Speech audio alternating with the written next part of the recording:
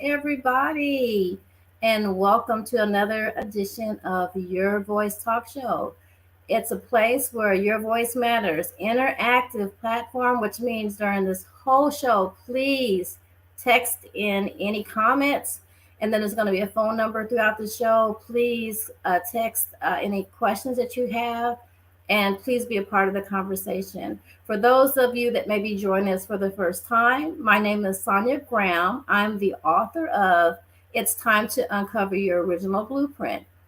And today we are looking at part two of our generational wealth series. And today we're going to be talking about business grants. I don't know about you guys, but I'm still chomping at the bits from the last part one. We're talking about business credit. I learned so much. So, of course, we can't have this conversation without our expert host and guru, generational wealth guru, Rosalind Whitley. Rosalind, you come on here. How are you, Rosalind, today? Well, and yourself, thank you for asking. So let me tell you guys a little bit about this young woman here. Rosalind Whitley is a owner of P is for Planning LLC, promoting generational wealth, and she's been it for the last plus 5+ years. And she's been an entrepreneur for 8+ years. She's worked with profit and not-for-profit companies, providing strategic partnerships and planning for Fortune 500 companies. So she's not new to this. She's been doing it. And like I said, part one was amazing. I know this is going to be amazing. We're talking about business grants. And then what's that? OPM? Other people money. Right. Other people's money. So, I guess I asked you this the last time, but I really want to know when it comes to just doing this as a whole, can you tell us how you got involved with educating or sharing your information or working with, helping entrepreneurs take their business to the next level with all the things they need and helping us obtain generational wealth? Okay, perfect. So I started off just like everyone else as an entrepreneur working a 9 to 5, and then obviously during my downtime, focusing on my business. Mhm. So I would say that during the time I was only providing services, but every time I had my meetings with my clients, it was always, but how do you do this? And how do you do that? And how do you obtain this? And how do you obtain that? Because it's one to just provide the service, but it's another to just teach it and to be able to learn it yourself. So I pretty much revamped my business to not only provide the services, but to also teach with the masterclass and actually mentor as well. Started off with the basics of taxes and bookkeeping and marketing and branding. And then eventually I started to go into grants and business plans and business credit. And then, it just blossomed from there. Wow. And I mean, you're like the full, like they say, the triple threat. I mean, you have all of those things under your umbrella. And I'm so happy that you are here with us, joining this powerful information. One of the things I want to know is what type of grants are available for small businesses? So with small businesses, there are a plethora of grants that are available for small businesses, whether there are for-profit and nonprofit business.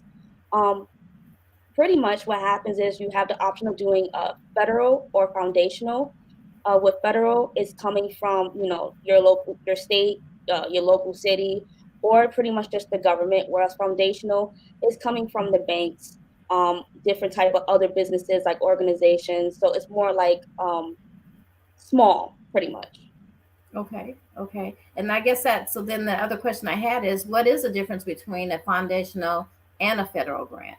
So with federal grants, anything that is passed into legislation, like that President Biden puts into law, pretty much is at your disposal. So with that being said, anything that and I'll use this as an example, President Biden was actually issuing out $750 million to different states in order to actually have them fund small businesses, whether they want to give out loans or grants. Obviously, with a loan, you have to pay it back, but with grant, it's free money. All you have to do is simply, write a grant proposal, probably most likely show a business plan, which kind of goes hand in hand with the grant proposal, and then apply. Um, So then what happens is that when anything that's with the state, the government, or the local cities that you're in, they actually have that money set aside for you. So that would make it a federal grant. Whereas with a foundational grant, it's just anything that a common business like yourself actually wants to give out money for to assist. In the case of a bank, the Wells Fargo or Chase, they actually do give out have grant programs in which you can apply. It's just a little smaller with the questions, whereas whereas with federal grants, you're going to be answering questions at the WUHA. But with foundational grants, you're only doing about like 10, 20 questions at most for like, anything that's like 500 to up to maybe if you're lucky 100,000. Oh, wow. Whereas with federal grants, it's a lot higher. I'm talking about the millions. So yes, that's pretty much the difference. Okay, and it's interesting. You just hear the word grant, you think they're all the same, and they take the same things to do. And um, I do remember, I've seen a lot of times where you'll get like an advertisement or something via internet that says, grants. Hmm. And are there some things that we have to be cautious of? Are there's any way for us to tell if it's a scam, or are there any red flags that are indicators that this may not be a real grant? Anything that has to be paid. It's very rare that there are application fees for grants. And when I'm talking about rare, I'm talking about 90% of the time applying for grants is relatively free. Um, that 2% is pretty much, let's say, what your state is requiring for it, but that's just also very rare. But anything that they're asking you to pay for a grant, I would say it's like somewhat of a red flag, especially when you do federal grants. Okay, that's good to know. But of course, there is a fee if you have someone helping you prepare one. That's Yes, different. Okay, yes, so to actually get the help you with the grant is one thing, but to say to apply, it's going to cost you this yes. amount. Then chances are, then that's not a real grant. Yes, unless That's what it's you're saying. something that is coming from your state, which again is something that's very rare. It just depends. It's like a little gray area, I will say. But I always do my research. If it's on multiple websites, then Mhm. by all means, and you do obviously do more exclusive research, then that's perfectly fine. But if it's just specifically on our website and it's just a first time thing, I kind of steer away from things like that. That's definitely sounds like a red flag. So I think the key word you just used there was research. Yes. So don't take everything at face value. Make sure you take the time to check it out. Hmm. Google it, and sometimes I actually put in the word scam with stuff. And Hmm. then a lot of times it'll come up that yes, indeed that is, or it's legitimate or whatever. But research it. And today with the Google and other search engines, there's no reason not to take the time to do some research for yourself. So that's very important. One thing I want you to also talk about, that your whole platform, we're looking at generational wealth, not just these instruments that help you obtain it. Can you kind of touch on why that's important to you to help people obtain the generational wealth? The reason why I would say generational wealth is something that we have to have because we're living in the generation, or pretty much we're surrounded by government policies where it's becoming harder and harder to obtain. Pretty much, case in point, we're expected to work until we're 65, 67, and then live off a pension, and then you don't know the life expectancy that you have. So are you really going to be able to relax and enjoy yourself with your family and live your life, be on your own boss? You're pretty much working for someone who, at the end of the day, if anything was to happen to you, you'll be replaced, in an instant. Whereas with yes, whereas with you obtaining generational wealth, you create your own time, you create your own value. Mhm. You are your own boss. You're pretty much creating a legacy for yourself that will be passed down to multiple generations, which is super important. Not only are you providing a lifestyle for yourself, but you're providing a lifestyle for your kids and your kids' kids and go forward. So yes, I do stress about generational wealth because it is out there and we have to obtain it properly in order to achieve it because the tools are there. Um, which it is true, the tools are there, but we just have to be able to know how to achieve it, how to get it, obtain it, and actually utilize it and make it happen. Wonderful. And I want to say, as a community, of people, it's a bigger picture. It's a bigger picture than right today and right now. It's looking focused forward on what that means to you, like you said, and how the difference it can make for generations to come, and give them that start, whatever it is they want to do, whether they want to start a business or have an invention. You know, when you already have that wealth in the family, it's easier for that stuff to be a reality. Um, Hmm. Yes. there's a lot of times you'll come up with a lot of things and you work on things up to the money and then you're stuck. So I love this generational wealth direction because it shows us is that, you know, it takes us from being borrowers to lenders and all the things that, you know, even the Bible says that we are, and who we are. So you're giving us now the information. Now the next part is going to be for us to not just look at it, think about it, but to act and know that we're worth whatever it takes, whatever sacrifice it is, whatever focus it is for us to obtain this generational wealth. And so I'm so happy that you've joined us to empower us with this information. As you guys know, this is an interactive platform. Please do not waste this opportunity having this amazing young lady here, not to ask the questions that you may have. Please go ahead and put the questions in the comments, or you can actually text your question to 832-714-8205. Please be a part of this conversation so you can get your questions answered. It's very important because I know Rosalind wants to answer those questions, don't you? Yes, I do. All right. So while we're waiting for a question, can you tell me what was the first grant that you worked on? The first grant that I worked on was actually a really big one. It was real estate. Okay. State of New Jersey. I was in, and pretty much I was a real estate company that I was actually doing bookkeeping for. And then they had an opportunity at the time. This was about, I want to say, 9 years ago. They had an opportunity where um, they pretty much was looking for, I want to say they was looking for companies to be able to help with the state of New Jersey. And I had to write that grant. There are four, I will let you know, there are four different type of federal grants that you kind of have to see or pretty much know. And it's the competitive grant, the formula grant, the continuation grant, and the pass-through grants. And the difference is with any grant is competitive. Let's just say that. But Mhm. competitive grant is more based on your merits. Um, I stress about, I'm not, all my clients will know, I stress about being certified, not only your business, but being certified as a business owner. So, being certified with the government will actually help you achieve a competitive grant. You have the formula grant, which is based on predetermined awards. And you have the continuation grants, which is pretty much renewal grants, which everyone knows. If you don't know, here it is. Here's the thing: you can apply for as many grants as possible. You're not limited to just specifically one like you are with a loan.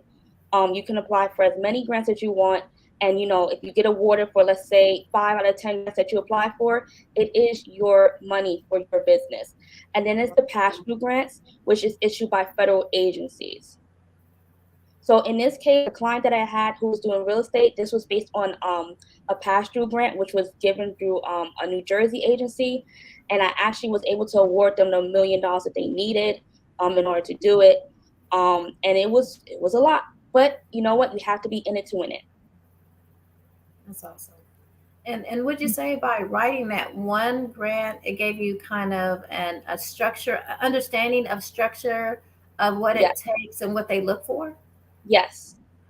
Pretty much when it comes down, you have to be able, when you apply for grants, you always have to do your research. Always. I wish it was simple, and I always, talk to my clients about it. I wish it was simple where you can just, write the grants and that's pretty much it, but that's not the case. With grants, you have to do the research. You have to pretty much do research not only with the grant that you're applying for and through the company, but you also have to do research within your company as well. Yeah. It might be things that you might be missing, but you know that you qualify for the grant. So you have to pretty much do the work in order to advance your company to pretty much sell yourself to the grantor. Well, I like the term you use, sell yourself, Yes. because who's the best person to sell your company than yourself? So I think would that also mean really having a breaking down really what the company is about, what it does, and I think that's where the importance of a business plan comes in. A lot of people, we start businesses, we don't have a business plan, therefore you can't really break it down to the very minimum thing and the biggest part of what that business means and what the structure is and what the long term is and all that. Are those things that are you're expected to know when you're doing grants? As a grant writer, yes. Uh, for me, and I'll just break down what my structure is. When it comes down to me providing services and writing the grant proposals, I actually have one-on-one meetings with my clients to be able to, not only answer the questions that they have, but to be able to tell how passionate they are and how they're running their business. From there, and the meeting can take anywhere between an hour and a half, because I have to know how you think in order to write the proposal for you to make sure that you actually get the grant that you are seeking. Um, so for me, when I do it and I can tell how passionate you are, then I, write the grant, uh, do the research on your behalf. Not only do I do the research on your behalf, but I also educate you on, hey, this is what you should be doing. Here's opportunities for you. So therefore, in the future, when you want to continue to apply for grants, because again, with federal grants, there's just different types of grants that you can apply for any type of business. It won't be an issue anymore. If you are certified, if you are certified with SBA, as a woman-owned business, a minority-owned business, Mm-hmm. what we discussed our last class or our last podcast session. Being certified is super important. Opens up a lot of different opportunities. Yes. When it came down to business funding, I'm sorry, business credit, it gave you that, okay, this is a legitimate business. The same exact thing applies with grants as well. With let's say, and I'll use myself as example. I'm going to use your business as example. If we're applying for the same grant, but they see that I am a woman-owned business and they see that I am in the 8A program and everything else, and you're not, they're going to most likely go with me because I put in that work. I studied my craft. Wanted to work with the government. I was seeking out, being able to stand out. So Mm-hmm. being certified is a great way to be able to stand out from your competitors. That's awesome. That's really good information right there. It looks like we have a question. Uh, it says, do you read special type, Michelle? I'm gonna come in and read that for you. How about that? My Excuse my amazing, voice. my Excuse me. amazing good producer. Thank you for your assistance. Um, Kim Mason was asking, and I think you may have answered the question for Rosalind, but I'm going to go ahead and ask a question. Do you need a special type of training in order to complete grants? I've heard that it's very difficult to obtain a grant. Well, hi, Kim. It is very difficult to obtain a grant. I will say that. You have to be in it to win it. You have to do your research. You have to sit there and take the extra steps. For me, if you're applying for grants, I normally have like a list of grants that I'm applying for with the deadline, so I know that I have to, spend a certain amount of time doing the research and being able to show how a client or myself to pretty much be approved for the grant. Now, in the case of, do you need a special type of training? You really don't, especially with foundational grants.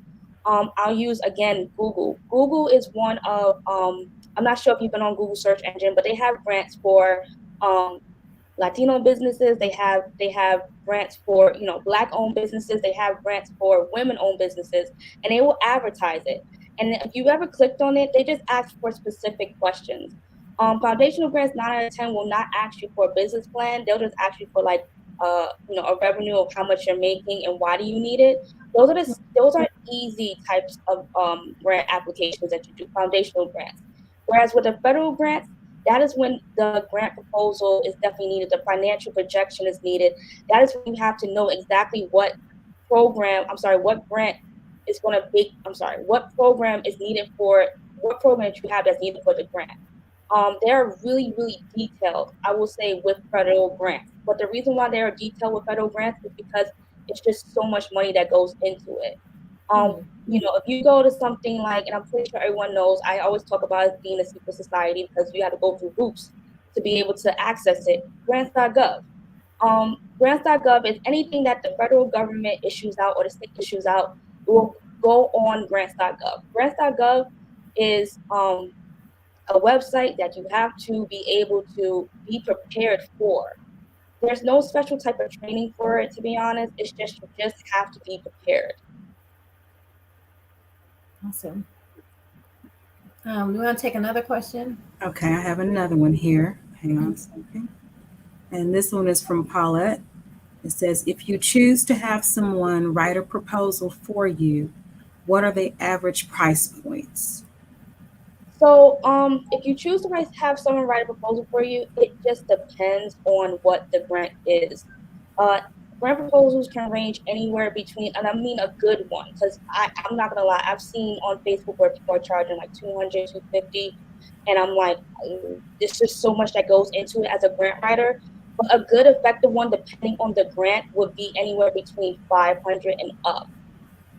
Because of the fact that what goes into it, we have to be able to, again, educate ourselves on your company or your organization, and then be able to sell you as a grant writer. We have to appeal to that grantor. We have to compete on your behalf.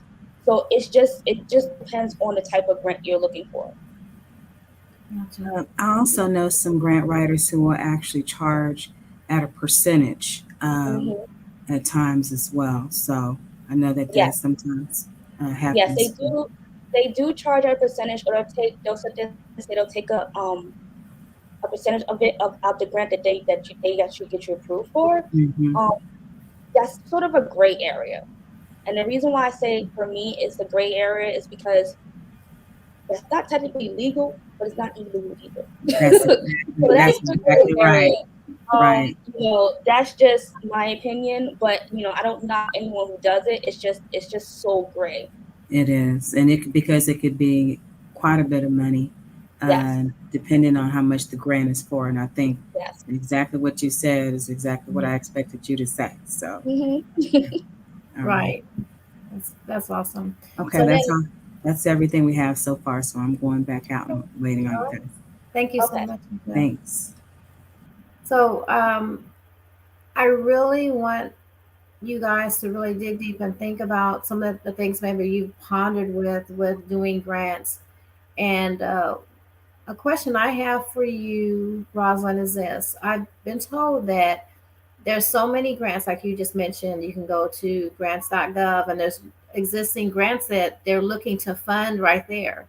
So is it easier to apply for grants that are in existence than to create one from scratch? I would say both, to be honest.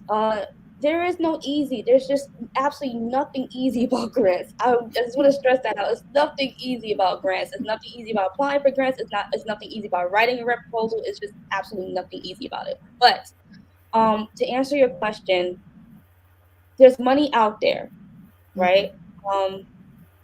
It all depends on how hungry you are to be able to get the money that you are looking for. Again, I would stress that you can apply for as many grants as you want, you can get as much money as you want. It's just more or less of how hungry and how are you going to prepare yourself, because you have to be grant ready. I will definitely let you know you have to be grant ready. It's not as easy just to apply for grants again as I wish it was, but I will just explain the grant process for you. And I'm going to touch more on on federal grants, because federal grants is just, I kid you not, there's just so much money that your state has that they just want to be able to issue out, especially obviously because of COVID, they have extra money to spend. And I know that President Biden has given, millions of dollars for your state to be able to do it. But let's say it's federal grants. You have to be able to write that grant proposal. They ask you for a financial projection or a financial revenue. You might not have it. You might just be a startup business. Anything that's anywhere between 4 years or younger is considered a startup business, or you might not have that revenue, and it's okay. But it's your job as the entrepreneur to make sure that you are that you are funding or lender or grant ready. Spend that time getting those certifications. Spend that time fundraising. Spend that time going and be in your chamber of commerce, because when you open up those windows, then that's how you stand out. Your grant proposal is not only just your information about your business, not only about, it's not just your bio for your business, it is a representation of yourself.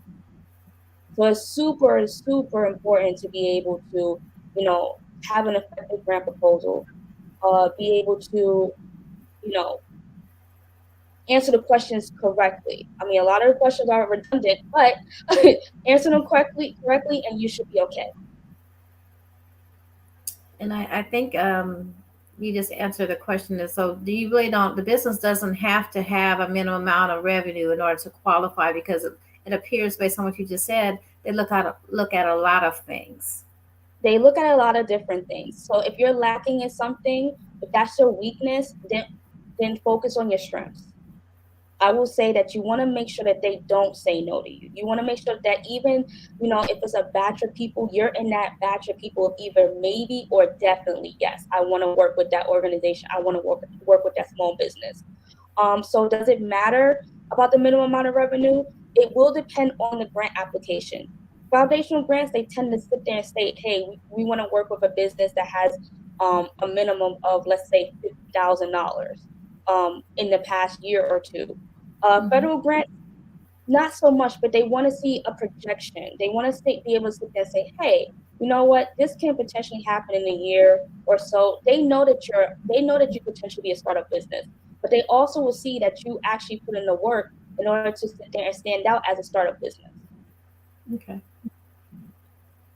That's a whole new way to look at it. So basically work on your strengths. I love that. And get involved, and your business is an extension of yourself. So it's not just servicing your clients, it's also being visible in your community and just making a difference. I think as a whole, that's what we're all supposed to do. If you're in a position where you can hire a staff, that's creating jobs, that's where I want to be. And that's where a lot of people want to be. And that's the next level of this generational wealth thing, is being able to employ other people. So then can have the wealth to take care of their families.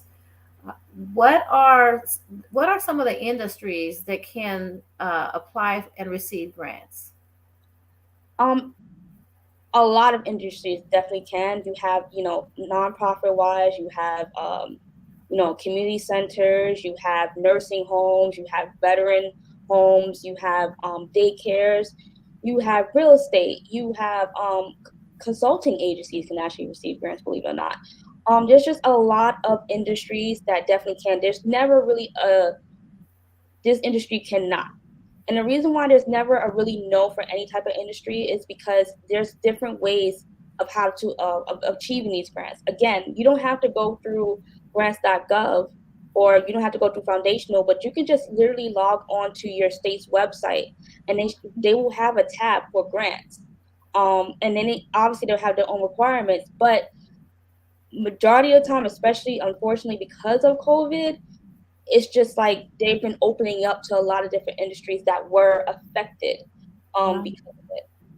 So there's a lot of opportunities for every type of industry. There's not a single industry that I've worked with that I've been like, oh, I can't do it. There's just no way. That's good to know. That gives us all that hope that it's something that we can to obtain. So that is awesome. When you submit, I believe you were talking about different types of grant structures. So the submission process, is it different with the different structures as well too? Um, yes. So, and I just want to be able to answer you. Would you have to clarify the question a little bit more so I know I want to be able to answer it properly? So, is the grant process different with different types of grants, or how you apply? Yes. So, and tell me how they differ. Yes. So, as a grant writer, I would love to sit there and say that I can write a single grant proposal and then issue it out to many different grants, but it's just not the case. We always have to edit and tweak because every grant asks for a specific thing. Let's say that you're in daycare industry, but you need a building. There is a grant for, just to pay your lease for the next 5 years. That's one. But then you also need to be able to, you know, to pay for your employees or do programs. So then that's another type of grant that you can apply for. But the simple grant proposal that you created or the grant proposal I created is never going to go for both of them. You actually have to tweak it with not only just changing the name, but what the program that you actually developed and why you need that money for it, and then obviously why you need that building for your daycare center. So that's just an example of the process. Every question is specifically different. Um, so it's just more or less and they'll play with your mind a little bit because after a while you feel like you're gonna answer the same question, but it's just how you word it. Because you have to be in again to sell yourself, and then be sharp because that's just what they want. Wow, that's awesome. So I don't see many questions out there, guys. Please don't miss this opportunity to put your question in the comments or to actually text the number that we have there to leave your questions. The number is 832-714-8205. If you hopped on here and you know some friends that could use this information, please go ahead and share the link so that they can get in on this information now. I don't know about you guys, but my businesses are going to be going to the next level through this whole series here. I've learned so much. So, can you tell me this, Rosalind? Mm-hmm. As a grant writer, do people have a attitude where if they don't get the grants that they feel like you've done something wrong, or what is the feedback you get as a grant writer? I'm sure there's pros and cons, positive, negative. Can you share that with us as well too? Yes. I always tell my clients, or I tell anyone who's interested in grant writing or just applying for grants, nothing is guaranteed, especially in the grant world. It's just people hear free money, and then everyone's going to apply. And then, you might have the best grant proposal ever, but someone's going to probably have one that's better than yours, and it's okay. Um, but like in life, you have to be in it to win it. You can't be discouraged. There's Yeah. always gonna be someone that's better than you, and it's okay. But you have to stay in your own lane. You have to be, patient. You have to be understanding. Um, and just know that it's not. If you got denied, it's not because you didn't stand out or because you weren't good enough or they didn't want to work with you. It's more or less because just someone was just a tad bit better. Maybe you want to do your program or something like that. But it's okay. The cons that I would have is just how long it takes. It's always just, oh my gosh, you applied for this grant. I didn't hear anything back. As grant writers, we write the grant. We submit it on a deadline, but it's up to the grantor on how they're going to review everything. And I wish that as grant writers or even people who or even just this, people who actually apply for grants, whether it's foundational when you just simply apply, I wish you can just contact me like, hey, can you tell me about this grant I just applied for and I didn't hear anything back. But that's just not the case. You just have to be super patient with that process and know that for one grant, there's multiple grants in the same exact way. So for me, I try not to think about it. I always keep applying for grants, whether for on my behalf or my client's behalf. But it's just, it's always, why does it take so long? Why does it take so long? And it's just like, I don't know. Like, I can't help you. I can't answer that. But just know that patience is key. Yeah, I think we have a question. It says, what do I need to do to work with you to further my business? So they want to know how to contact you. Yes. That's awesome. So you can kindly send me an email with your telephone number, your business name, your business email. I'm sorry, your business industry to hello@peaceforplaying.com, or you can visit my website and book a one-on-one session with me.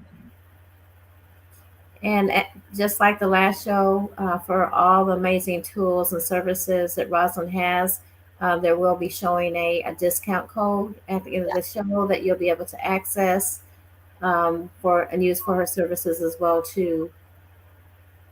Yes, there is. And if you would like to visit the Facebook page and you have any questions after this, by all means, I will definitely hop on and actually answer any questions that you may have. Right. So if they've been too shy, they ask the questions during the show. you're going to look at all the comments and go back and answer those questions directly. And then the question they were asking, is there a consulting cost? No, there is not a consultation cost. Awesome. See how amazing she is? I tell you guys, I have the great, best person on here. And there's the discount promo code. It's uh, Y YV, which is your voice wealth. Yes. So that let her know that you learned about her on your voice, and you'll receive the discount with that promo cost code. So make sure you put in that code. Yes. You'll notice on the website she has all some amazing tools, and as we learned with the business credit portion that we did on the last series, she offers a business box.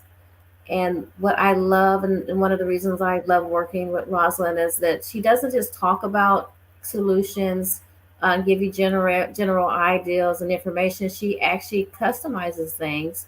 So then, if you do so into her services, you'll end up with solutions that work primarily directly for your business. So then, Yes. of course, you have a better opportunity for outcome. There's so many times we put money towards things, and we still then we get home and we're looking at it now. What am I supposed to do with this? And well, how does this mean to me? This is this kind of business, and this is that kind of business. So then you're really still at square one. But with Rosalind, she's the whole package, and she's in it to win it. Like you hear her saying that, you know, you're in it to win it. It's a partnership with her, and her success is your success. Yes, So it is. that's why we're here. And with all of those tools, that's how you're going to gain your generational wealth. And so it's so many pieces. It's the business credit. And if you did not get a chance and you missed our business credit series, please make sure you play that and share that, because that's part of the generational wealth too, is being able to have the resources. You know, people talk about cash flow and things like that to run a business. One of the things I shared on the last show is that I've been in business for myself 40 plus years, but I've always worn all the hats. And it's based on, it comes down to having the revenue to be able to hire a team to help you. Yes. And my belief is I've had very successful businesses, but I know with the revenue and funding how much more successful they could be and the next level of growth they can obtain. So I'm sure I'm speaking to the audience, and a lot of people can probably resonate and have noticed those things happening in their businesses. So we're really wanting to make a difference, uh, empower everyone here for their effort. You know, entrepreneurship is not everybody can be an entrepreneur. Uh, we work hard. I mean, it's 24/7 nonstop. You're always representing your business. I don't care if you're at the grocery store, I don't care wherever you're at. You know, when you lay down, you're still thinking about your business. You know, Yes. sometimes when you leave your 8 to 5, you can leave it there. Some of us take it home, but some of us do that plus have a business. So why not have the resources you need to take your business to the next level? So hopefully, if you do have an 8 to 5 and a business, that you can put all your resources and your knowledge into yourself and your own business one day. And so I know these tools are going to help us do that. Can you tell me, Rosalind, as an entrepreneur for yourself, what was like, can you tell us about a grant that you obtained for yourself and kind of how you were able to use that to take your business to another level? Yes. So I applied for a grant a few years ago, just to see like if I can actually do it, because I've always with everyone else, and I'm like, okay, well, let me see if I can do it, and it appealed to me. It was foundational, something simple, but it was $10,000, and I actually won it, and I loved it because I was like, you know what? Now I understand how. I mean, I spend my time writing grant proposals for everyone that I just never got the chance to be able to just do it for myself. And it's again, it's consulting business. So for me to be able to do it, and then with foundational grants, anyone can apply for a foundational grant. I will definitely let you know. Federal grants, they are very competitive, but foundational grants are even more competitive because anyone can apply for it, whether you are a nonprofit or for profit. You know, pretty much it's federal grants, but double because the process of it is a lot less than federal grants. I just want to definitely stress that out. So for me, I had applied for it, and it was I was one out of the 15 people that they was giving money to, and I was super happy for about that. So it might be small, but it's still a victory. Yes, and the fact that you said there's no limit on how many you can apply for, so you stack those. You know, Yes. think about stacking all of those. But you can 10,000. That's very nice. Yes. So I just wanted I'll to take see it. if, yeah, I'm like, I just wanted to see if I can do it. It was just a test, like, I was interested in it. And then I did it, and then I heard from it again. It takes a while. It takes about like 3 months, depending. I think the fastest I ever heard from a grant, and it's because I applied for it, like literally at the deadline, I would say was about 45 days later.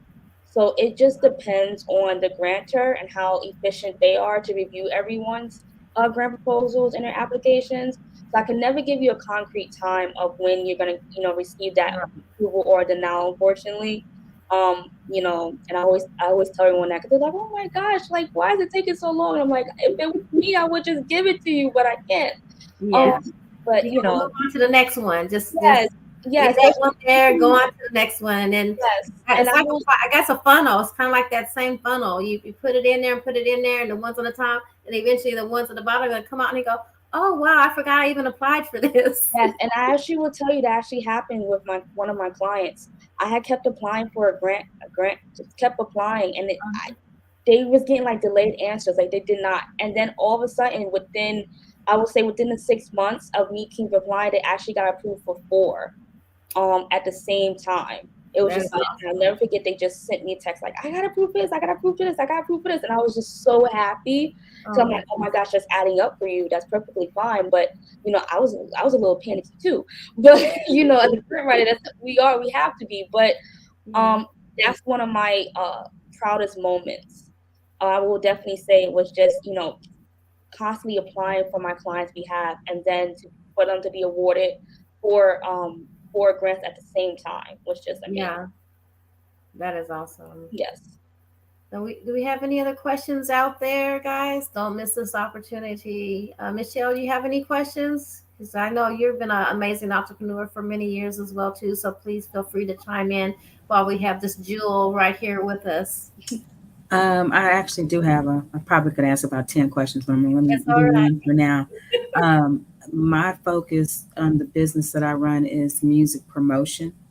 I do concerts for um, independent artists and things like that. And so, what I've found is we don't have a lot of support as far as on my side for the entertainer. I Mm-hmm. think that during COVID, they supported them quite a bit. And if you had a venue, they supported the venues. Yes. But for those of us who were independent of those two things, there wasn't a lot of funding out there for us as far as the money that the government was giving because of COVID. So Yes. my question is, because I am also establishing for a nonprofit in addition to my for-profit business, do you see a lot of grant funding out there for Uh, businesses like my own of entertainment and things like that? yes, you have to search through art for industries like that. I always strongly recommend doing a foundational grant rather than federal. It's more out there. You're looking at different similar organizations like yourself. Mhm.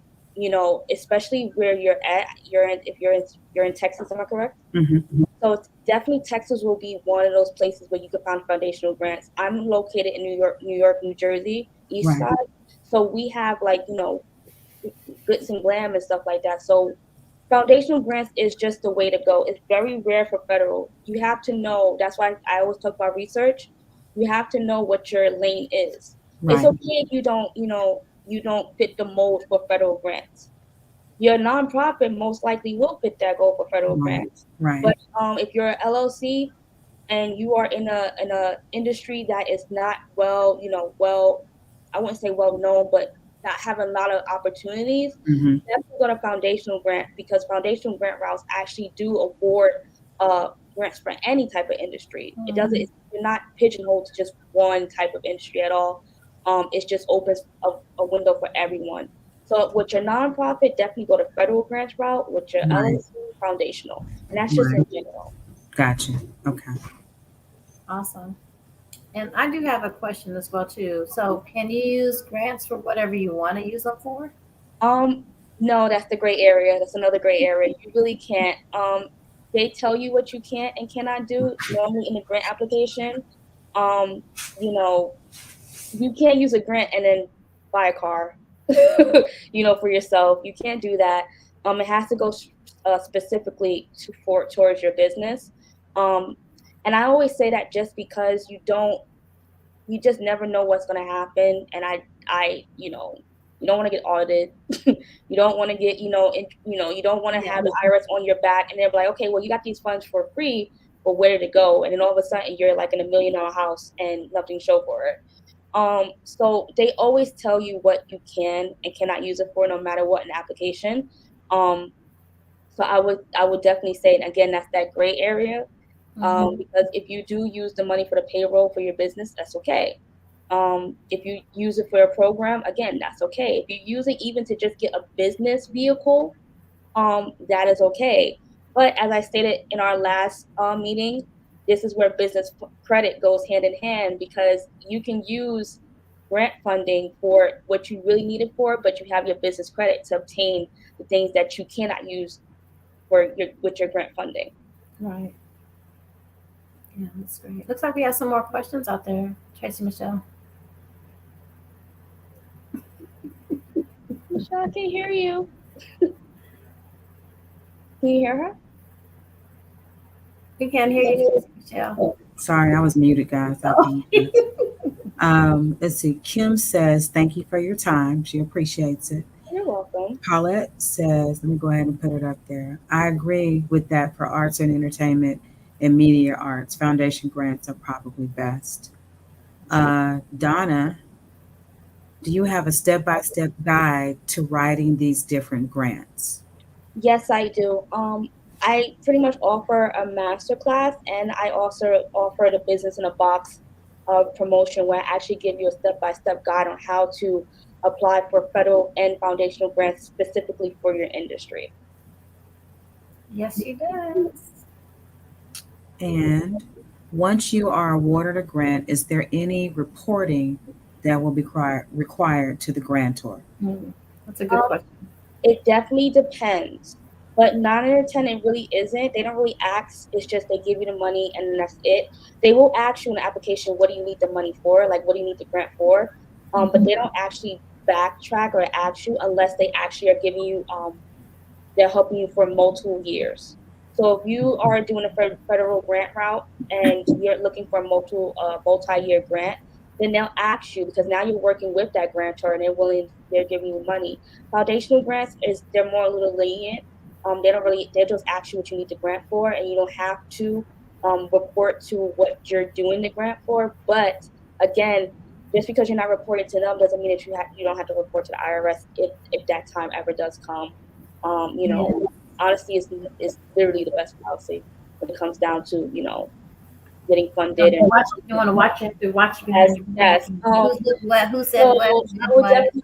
I would definitely say, always have everything in writing. I'm a stickler for that. If I get awarded a grant or my clients get awarded a grant, I always sit and say, write everything down, keep all receipts, because you just never know what's going to happen. Case in point, President Biden is on like a warpath trying to figure out what's going on with all the money that was issued out during COVID.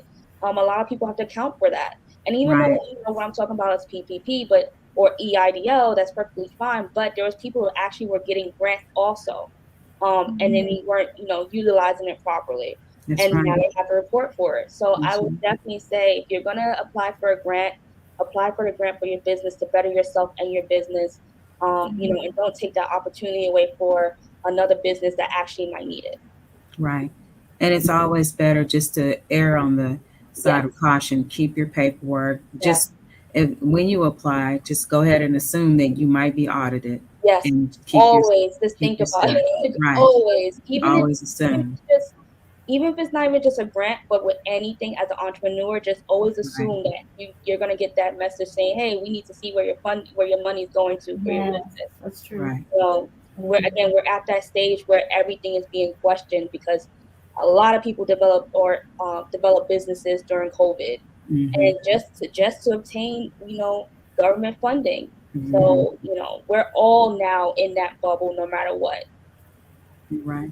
Even if we've been in business for years, we're now in the same bubble as Yes. those that just started during COVID. Yes. Well, ladies, we're coming into 10 minutes of our show. So we Okay. want to start talking about perhaps some of the takeaways and things like that. Absolutely. Okay. Yes. Give these people some things to take home with them. So Yes. these are our takeaways.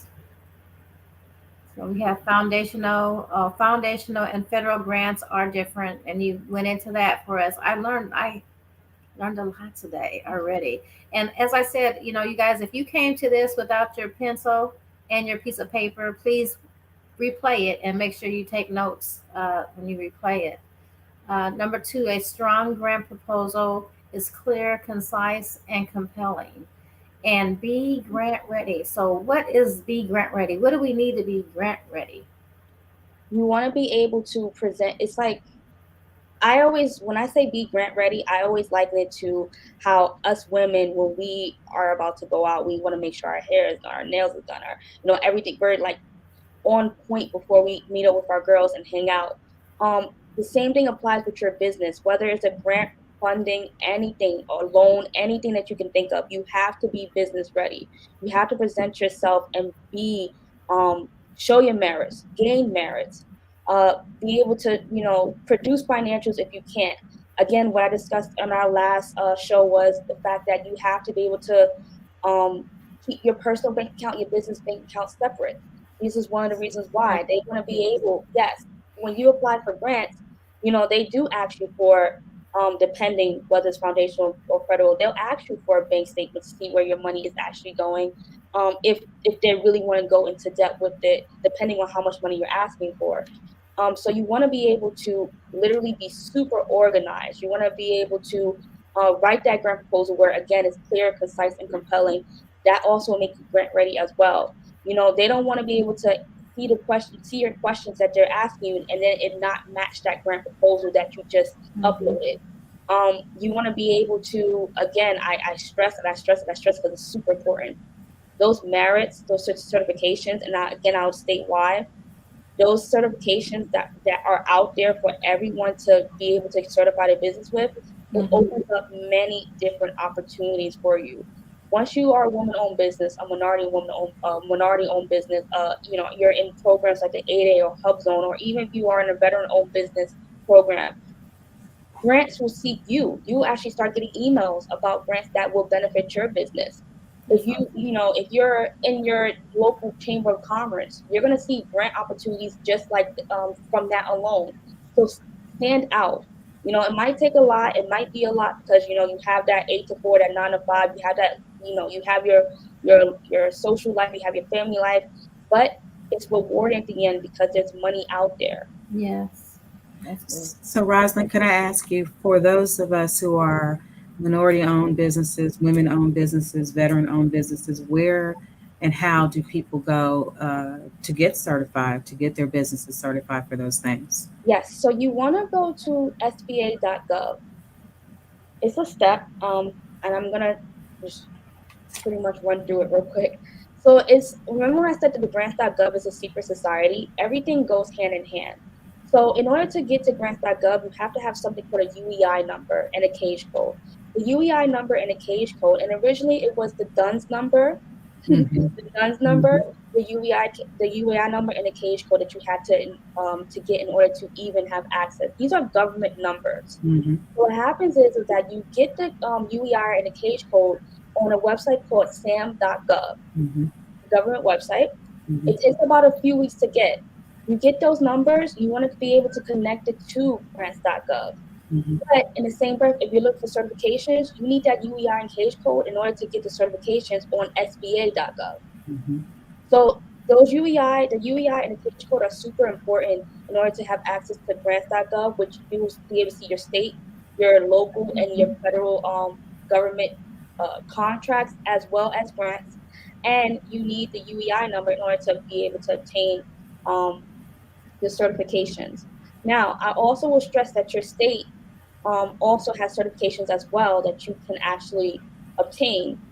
Just have to go to your state website. Your state most likely will charge you, but the certifications on SBA, like the woman-owned business, minority-owned woman business, the 8A program, the Hub Zone program, the veteran-owned business program, and the minority-owned business program. I think I just stated that twice, but I'll double check. But those are free. I repeat it. I say it every day, but let me just do it again. The women-owned business program, the minority-owned business program, the 8A program, the Hub Zone program, the veteran-owned business program, and the economic disadvantage program. There you go. Yes, those are the 6 programs that are free on SBA.gov. Again, your state, they also have their own certification, but 9 out of 10, there's going to be a fee for it.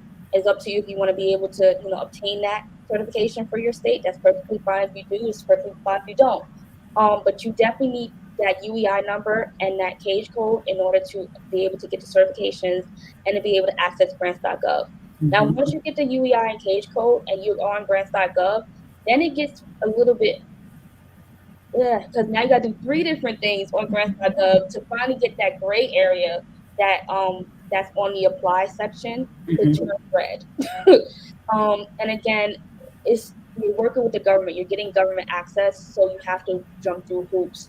I can tell you so many times, I've been doing this for many years, and I kid you not, stamps.gov knows me like the back of my hand. I'm always calling them all the time because every business is different. But yes, especially when I'm setting up for my clients, it's just, it happens, it's okay. But it is what it is. I will also say with stamps.gov, a lot of the times they're going to ask you to authorize through a 2-step authorization. So they give you options like, email address or your telephone number or backup codes. I will use the fact that I actually do backup codes because you never know if you're going to change your number and you kind of forget that you actually have it connected to government, or you might, be locked on your email address randomly. So I use the backup codes option of it. But let me tell you how strict the government is. They give you 10 codes, and they give you 3 times to try the 10 codes that you do. And it might be the right code that you're using because it came from that list, but they will still deny you and lock you out for like 10 to 15 minutes, and then you use that same code you did again, and then you're back in because they want to confirm that it's you. So if that happens, it's okay. Just know that it's just the government makes sure that it's you, and it's strictly strict. Yeah, I worked for a school district, and one of our numbers was expiring, or it had expired, and I couldn't. We had to renew it for the SAMS.gov, and it was during COVID, and trying to get somebody on the phone and going back and forth and trying to get letters notarized, and it was really difficult. So, but you have to keep going and going until you get it done. Otherwise, you miss out on a lot. Yes, and SAMS.gov is definitely needed when you are applying for federal grants. Foundational grants, again, they are super easy to obtain. You can just go to a website that the foundational grant is showing, and then you just answer the 5 or 15 questions they ask, and upload proof of your business depending on what they're asking, and that's it. Whereas federal grants is just or state grants, you have to be able to contact SAMS.gov. Know that they're going to sit there and try to brush you off. You have to be assertive. You have to sit there and say, nope, I need this number. I need this. Okay, you give me a ticket, but I'm going to call you back in like 15 minutes because I don't trust you. But it is, it is what it is. That's it. That's the world in general. I want to kind of go back to the certification and also let everybody know that that's kind of a 2-side benefit to being certified with all those organizations and entities. It also gives you the ability to bid on contracts and opportunities through them as well too. So it's 2-sided benefit to being certified through those different entities, not just to obtain funding, but to also bid on opportunities through those entities. Yes. In our part 3, we will be discussing again the importance of being certified. I will go in depth with what each certification means and how you can access the certifications, as well as government contracts for each and every type of certification that you're seeking. Right. So then with that being said, our next part 3 is going to be, drum roll, Generational Wealth Government Contracts, November 20th, 2022. Tune in at 5 p.m. Central. Don't miss it, y'all. Put it on your calendar. Yeah, Yes. please. And this is some amazing, powerful nuggets we are receiving at no cost. I'll tell you.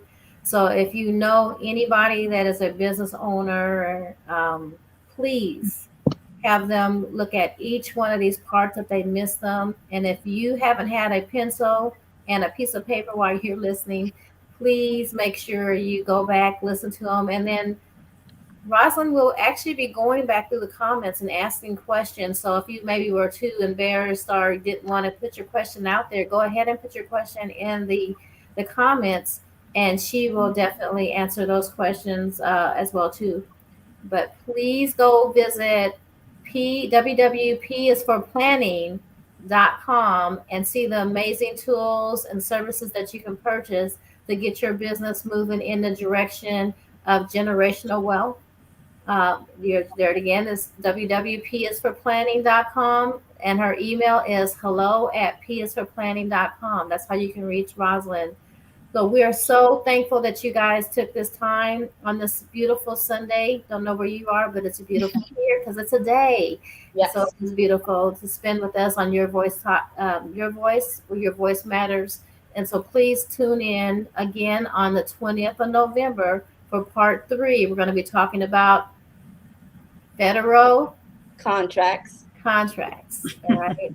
So I've learned a lot, and I'm super excited and can't wait for the next one. So we'll see y'all. And the reason that we do every other week is we're hoping that in the interim of that additional week that you start to chew on what you've gotten from this show, so then you'll be ready for the next show. So thank you guys for tuning in to Your Voice Talk Show, where your voice matters, interactive conversations, where you are part of the conversation. We'll see you next in 2 weeks.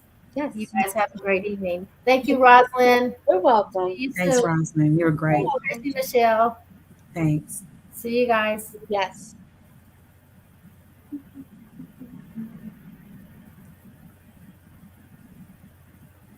That was pretty good.